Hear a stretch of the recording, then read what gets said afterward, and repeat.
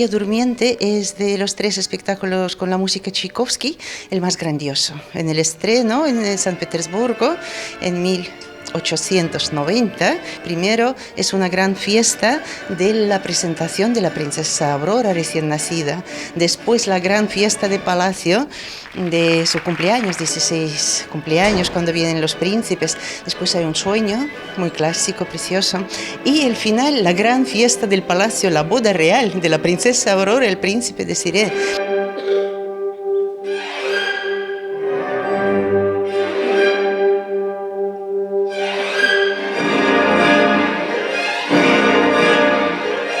A mí La Bella Durmiente es un ballet muy bonito, tienes cuentos y es muy entretenido para el público, con el gato, el pájaro.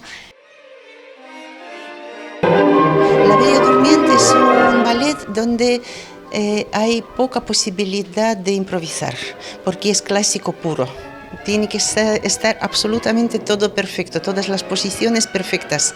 Si en el Lago de los Cisnes o en el Cascanueces tú puedes añadir interpretación actoral y mucha, en La Bella Durmiente también tiene que haber la interpretación, pero es muy importante la pureza del ballet clásico.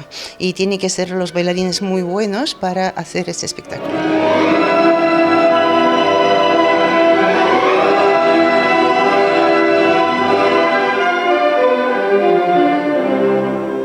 Yo estudié en una escuela con técnica también rusa, entonces tampoco fue tan complicado adaptarme a eso, pero es distinta la escuela en España a cómo la entienden en estas compañías. Terrassa es un referente en España de danza porque tiene muchísima programación y sé que aquí hay una escuela magnífica, así que estar aquí para nosotros es...